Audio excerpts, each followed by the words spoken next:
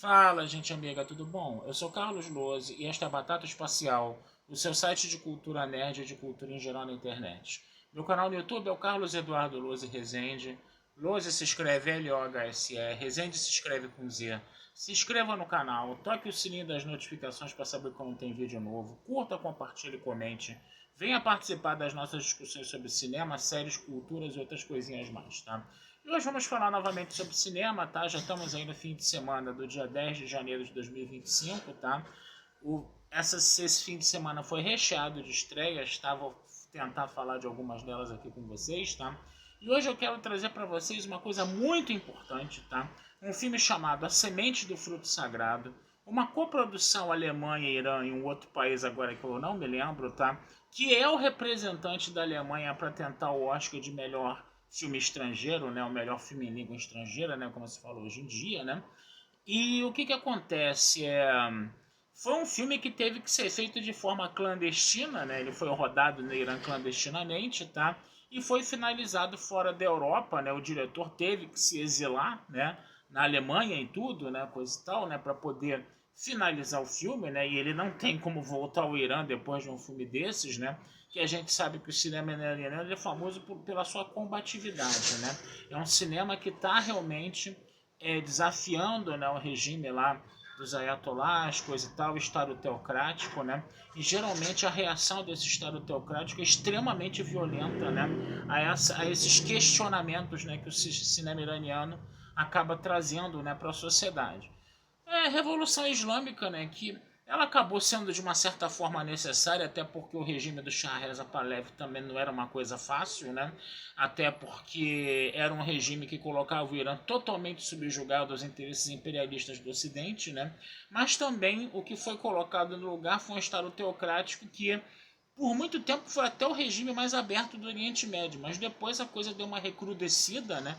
E esse Estado teocrático ele ficou extremamente violento e é uma coisa que a sociedade iraniana vai ter que se resolver ali, né, entre ela mesma ali no caso, né, e isso já está começando a acontecer, já está começando a haver esses questionamentos, né, e o próprio cinema iraniano é um canal, né, desse questionamento. Então é um cinema muito perseguido, né, pelo regime teocrático lá do Irã, no final das contas, né.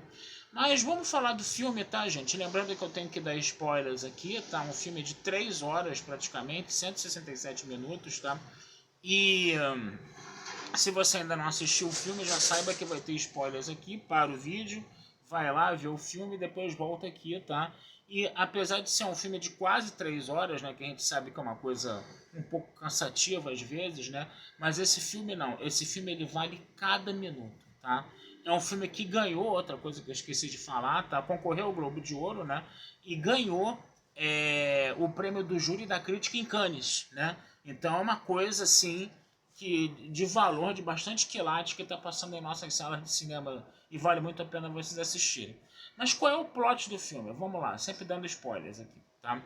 A gente tem uma família no Irã, que é um juiz, né? Com a sua esposa e 2 filhas, uma na casa dos seus 13, 14 anos e a outra na casa dos 21 anos, né? Com 21 anos de idade, né? E esse cara, ele vai conseguir esse cargo, né, de juiz de instrução, né, ele foi um funcionário público a vida toda, mais de 20 anos, né, e esse cargo significaria uma ascensão substancial na carreira dele, ele poderia até mudar para uma casa maior, coisa e tal, né, só que esse cargo veio também com muitas responsabilidades muito complicadas de arcar. Por quê? Porque o chefe dele não gosta dele. Tá? O chefe que deu o cargo para ele não gosta dele. Então por que, que o chefe deu o cargo? Porque o juiz anterior se recusou a assinar uma sentença de morte. E aí entrega esse pepino, né? Que é uma ascensão na carreira para esse novo juiz, né? Mas ao mesmo tempo, né? Esse juiz que inclusive é chamado de imã, né, gente? É um nome muito característico, porque imã são as pessoas que recebem, né? Como é que fala? As revelações do profeta, as revelações de Deus, né? Até hoje. Por exemplo, o Ayatollah Khomeini era um imã, por exemplo. E imã é o nome, né? Desse protagonista. É bem interessante a gente perceber isso, né?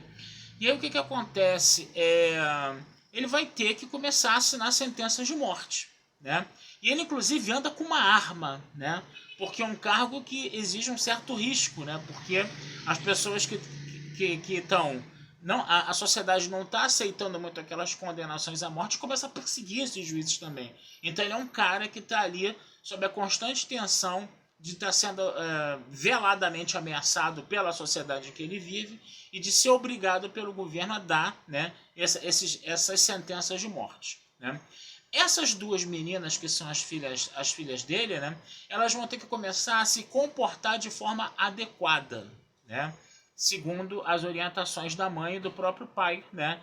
Porque como esse cargo é um cargo muito polêmico, um cargo muito complicado, né? E é um cargo do governo, né? Elas vão ter que andar de acordo, né? Vão ter que andar na linha, vamos dizer assim, dentro do que o regime teocrático manda, né? E isso é uma coisa muito complicada numa época em que existem celulares, redes sociais, né?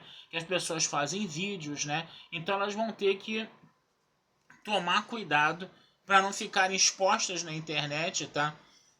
Perdão, e prejudicarem a carreira do pai, vamos dizer assim. Elas vão ter que andar de forma mais comportada, sempre com hijab, com roupas que cubram elas todinhas, coisa e tal. E são meninas que estão ali na adolescência, saindo da adolescência, desabrochando para a vida. E tem um agravante ainda de que a filha mais velha tem uma amiga que estuda na universidade, né? É uma garota toda para frentex pro regime, né? Elas estão ali, né? Estudando na universidade, ela tá tendo contato com ideias mais ocidentais, esse negócio todo, né?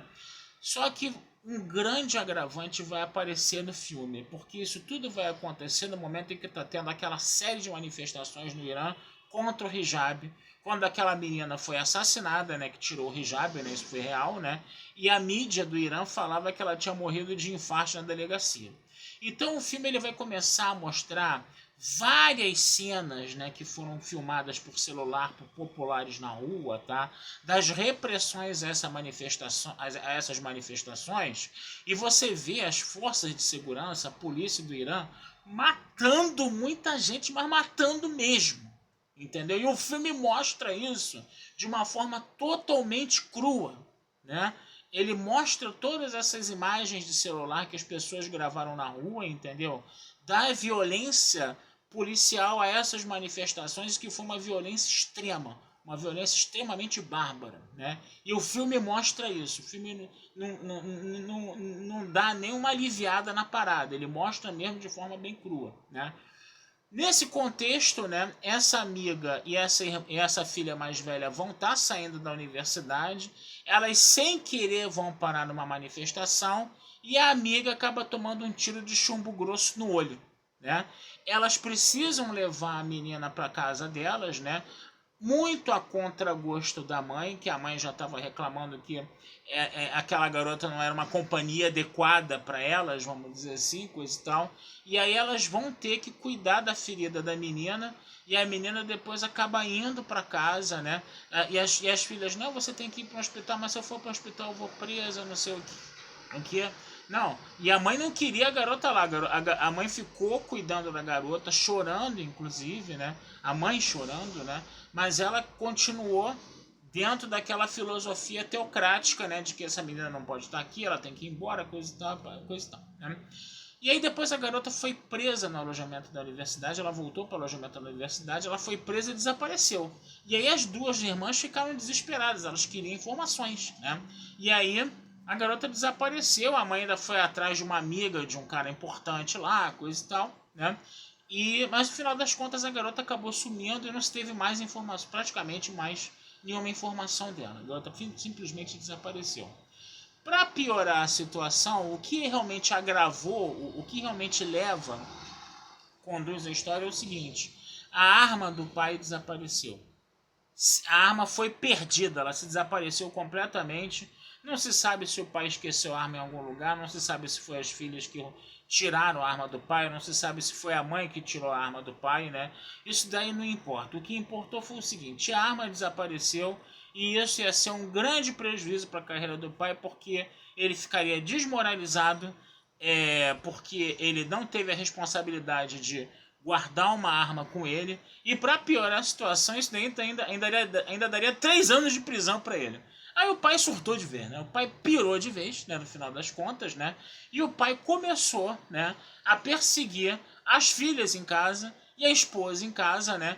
Como o próprio regime perseguia as pessoas. Então você vai ter essa situação macrocósmica, né, dessa repressão do Estado em cima das pessoas, e essa situação macrocósmica pública vai se revelar nesse microcosmos, né, nesse espaço privado, né, onde o pai vai estar reproduzindo exatamente o que o Estado iraniano está fazendo com a população, mas ele vai fazer isso com as filhas e com a mãe, né? Pois bem, o filme ele é bem interessante, né, nesse aspecto aí, tá? Nessa coisa toda aí, né? Ele começa como um filme iraniano realmente, né? Bem dentro daquele espírito do cinema iraniano que a gente conhece, tá? Mas depois ele tem uns contornos assim meio hollywoodianos, vamos dizer assim. Começa a acontecer umas coisas meio inusitadas no filme, tá? Como se fosse um grande filme de ação americano. O final é mais assim. Então o filme ele tem meio que duas caras, vamos dizer. Ele começa, né, nessa coisa mais iraniana que a gente conhece, do cinema iraniano que a gente está habituado a ver, né? E termina com com esse lance mais hollywoodiano, onde coisas muito impossíveis vão acontecer. Eu não vou ficar falando aqui que eu já dei spoiler demais do filme, tá? Mas é interessante você ver isso, né? Ele começa, né, quando eu falo que ele começa com o cinema iraniano, né, é que você vai vendo ali que o cinema iraniano ele tem o hábito de não ser maniqueísta, né, com relação às pessoas, né. Se você pega, por exemplo, a separação das Garfarhad, você vê muito isso, né. A separação, né, é um casal que tem que se separar, que está decidindo pela custódia da filha. Aí isso vai esse litígio vai se alastrar para outras pessoas, né? E você vai vendo as pessoas. Num primeiro momento você começa a dividir aquela divisão entre bem e mal. Esse cara aqui é legal, esse cara aqui é ruim, etc. Mas com o tempo os personagens vão se tornando cada vez mais complexos, né?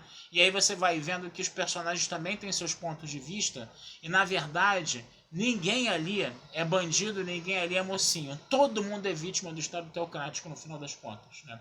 O filme começa dessa forma.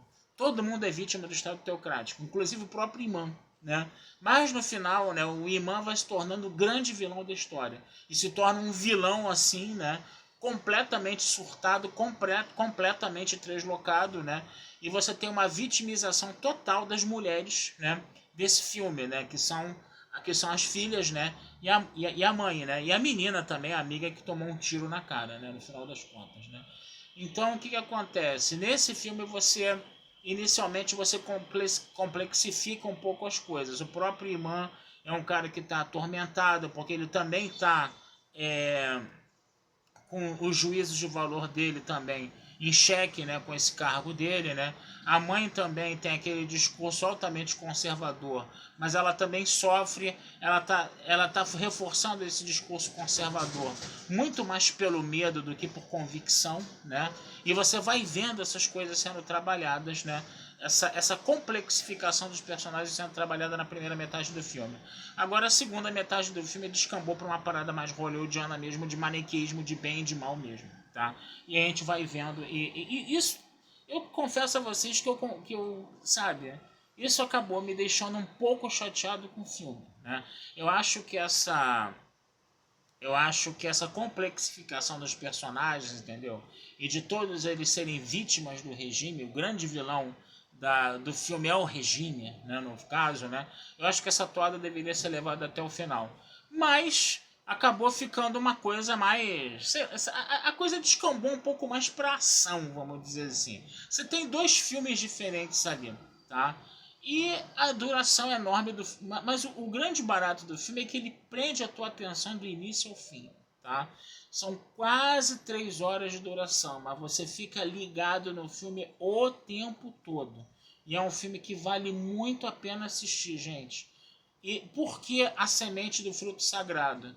O filme começa com uma explicação. Ele diz que tem sementes de árvores, né, que ficam nas fezes dos passarinhos. O passarinho vai lá, come a semente, e depois o passarinho, né, vamos dizer assim, defeca, caga, né, em cima das outras árvores. E aquelas árvores, e essas sementes, né, elas germinam no alto das árvores e as raízes delas vão descendo ao longo da árvore para atingir o chão. E isso vai matando a árvore que ficou como hospedeira dessa planta parasita, vamos dizer assim. E depois essa planta parasita que mata a árvore que estava ali originalmente, né? Ela dá uma fruta muito gostosa, muito doce. Daí o termo a semente do fruto sagrado. E daí a metáfora, né? Que você está vendo que a árvore seria o regime teocrático do Irã, né? E essa árvore nova que está ali matando a árvore antiga, né? Que estava ali já estabelecida, seria as manifestações, a sociedade brigando, né, contra, né, as imposições do regime dos ayatollahs, né? Então, gente, não deixem de ver esse filme, é um filme que vale muito a pena assistir, tá? É um programa imperdível, tá? Vocês estão intimados a ver esse filme, vale muito a pena ver esse filme mesmo, tá? Preparem-se que são quase 3 horas de duração. Quando dia que você for ao cinema, vai ver só esse filme só. Eu sei que tem gente que vê um filme só e depois vai para casa que não aguenta. Eu sou aquelas pessoas que malucas que vêm 3, 4, 5 filmes no dia, né? Mas aí vocês fiquem de olho aí, porque vai ser um filme de grande duração, mas vale muito a pena, tá? Vale muito a pena. E vou falar um negócio para vocês, hein? Candidato fortíssimo para ganhar o Oscar de melhor filme internacional, hein? Ainda estou aqui, que bote suas barbas de molho, tá? Se eu ainda estou aqui também chegar à final, mas eu acho que esse vai chegar à final e esse vai ganhar. Não tô vendo os outros concorrentes, mas esse filme tá vindo com um lastro fortíssimo, tá? Vocês podem ter certeza disso, tá? E vão lá assistir para ver se vocês concordam com essa minha opinião também. Tá certo, gente? Então vou ficando por aqui, tá? Vida longa e próspera a todos. Meu canal no YouTube é o Carlos Eduardo Lose Rezende. Meu site é o batataespacial.com.br. Futuramente vamos falar sobre mais filmes aí, tá bom? Um abração, fui e até a próxima.